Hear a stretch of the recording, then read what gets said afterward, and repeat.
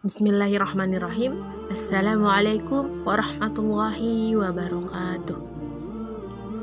Anak-anakku yang Bu Febi banggakan, apa kabarnya antum hari ini? Alhamdulillah, luar biasa, Allahu Akbar. Yes, Masya Allah.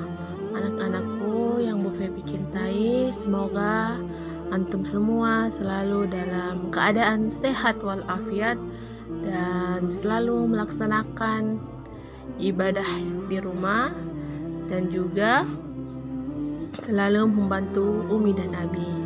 Insya Allah hari ini Bu Febi akan bercerita kepada antum semua tentang sebuah sirah, yaitu ada seorang pemuda yang sangat taat kepada Allah. Ia merupakan pemuda pertama yang masuk ke dalam Islam. Selain ia pemuda pertama yang masuk dalam Islam, ia juga pemuda yang sangat taat, pemberani, dan juga zuhud. Siapakah dia? Dia adalah Ali bin Abi Thalib. Nah, pada kesempatan kali ini Bu Febi akan menceritakan kisah sirah masuk Islamnya Ali bin Abi Thalib. Beliau merupakan sahabat Rasulullah sekaligus menantu Rasulullah SAW yang sangat cerdas. Beliau juga salah satu sahabat yang sangat berpengaruh dalam Islam. Tapi sebelum kita tahu bagaimana Ali masuk Islam, anak-anakku sekalian perlu mengetahui siapa sih sebenarnya Ali bin Abi Thalib itu. Ali bin Abi Thalib masih berkeluarga dekat dengan Rasulullah SAW. Beliau merupakan sepupu Nabi SAW atau putra dari pamannya Abu Thalib. Ali bin Abi Thalib lahir di kota Mekah, tepatnya di daerah Hijaz pada tanggal 13 Rajab. Beliau lahir dari seorang ibu yang bernama Fatimah binti Asad. Beberapa kalangan ulama berpendapat bahwa Ali bin Abi Thalib lahir pada tahun 10 sebelum masa kenabian atau sekitar 600 Masehi. Nah, pada saat lahir, sebenarnya Ali bin Abi Thalib bernama Haidar bin Abu Thalib, yang artinya singa dari keluarga Abu Thalib. Namun Rasulullah SAW tidak begitu menyukai nama tersebut dan beliau memanggilnya dengan nama Ali yang memiliki arti yang tinggi derajatnya di sisi Allah Subhanahu wa taala. Karena Nabi Muhammad SAW tidak memiliki putra atau anak laki-laki pada saat itu, maka paman beliau Abu Thalib menyerahkan Ali bin Abi Thalib itu pada beliau dan istrinya Khadijah radhiyallahu anha untuk diasuh pada saat usia 6 tahun.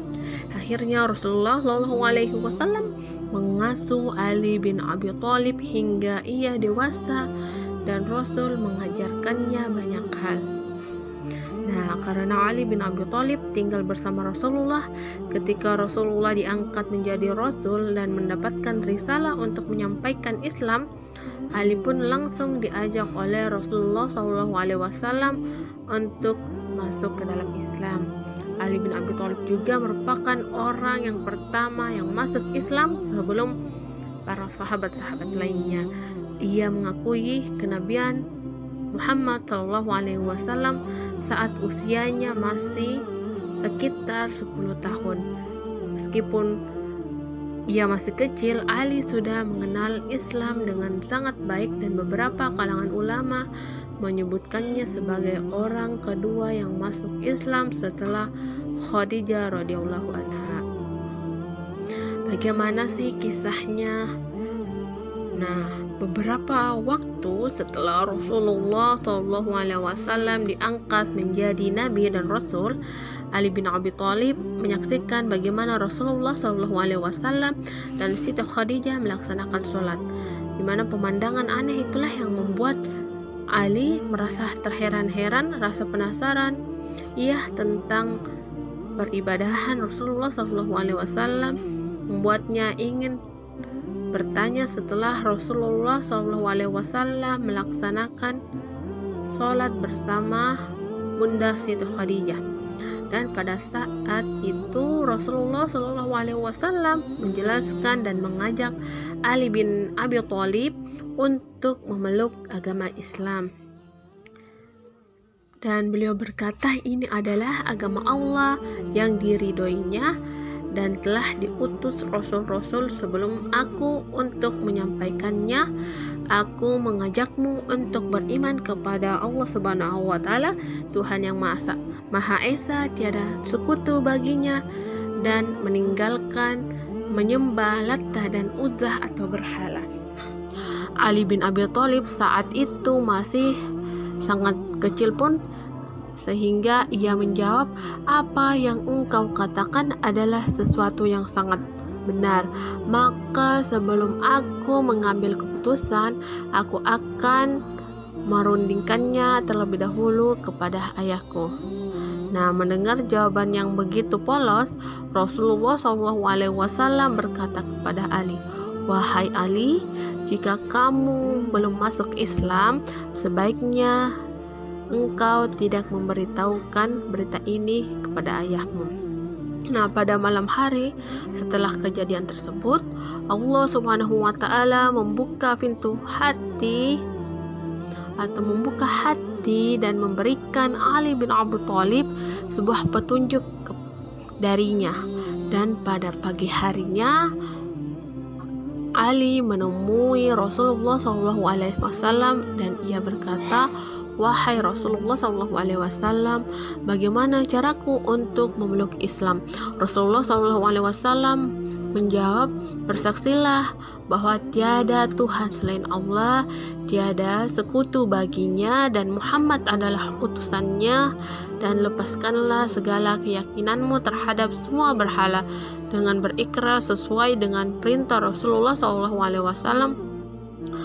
Ali pun sudah memeluk agama Islam. Lalu apa yang dilakukan Ali bin Abi Thalib setelah masuk Islam?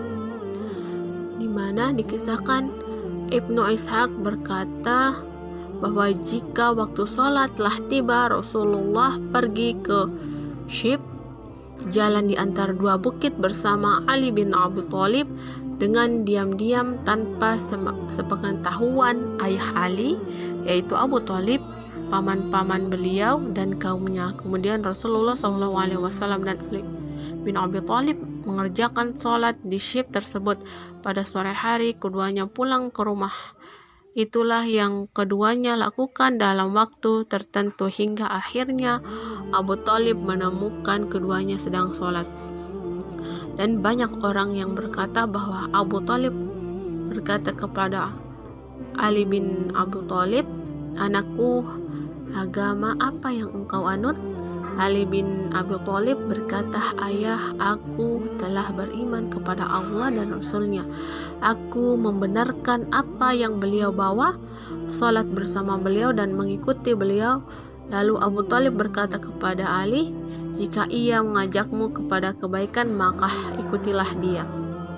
Nah, anakku sekalian, apa yang dilakukan Ali bin Abi Thalib merupakan wujud ketaatannya kepada Allah setelah beliau beriman, di mana kita pun bisa seperti Ali, seperti yang kita lakukan setiap hari, sholat 5 waktu, membaca Al-Quran atau menghafalkan Al-Quran, kemudian menutup aurat jika keluar rumah, rajin belajar, selalu membantu Umi dan Abi di rumah. Itu merupakan wujud ketaatan kepada Allah Subhanahu wa Ta'ala. Nah, anak-anakku, Ali bin Abi Thalib juga orang yang sangat pemberani. Keberaniannya juga merupakan wujud ketaatannya kepada Allah Subhanahu wa Ta'ala. Ketika Rasulullah akan pergi berhijrah dengan Abu Bakar As-Siddiq, Ali bin Abi Thalib mengganti beliau untuk tidur di ranjangnya. Padahal saat itu kaum kafir Quraisy berniat untuk mencelakai Nabi Muhammad SAW. Tidak hanya itu, banyak peperangan-peperangan yang telah dilakukan oleh Ali bin Abi Thalib bersama Rasulullah SAW.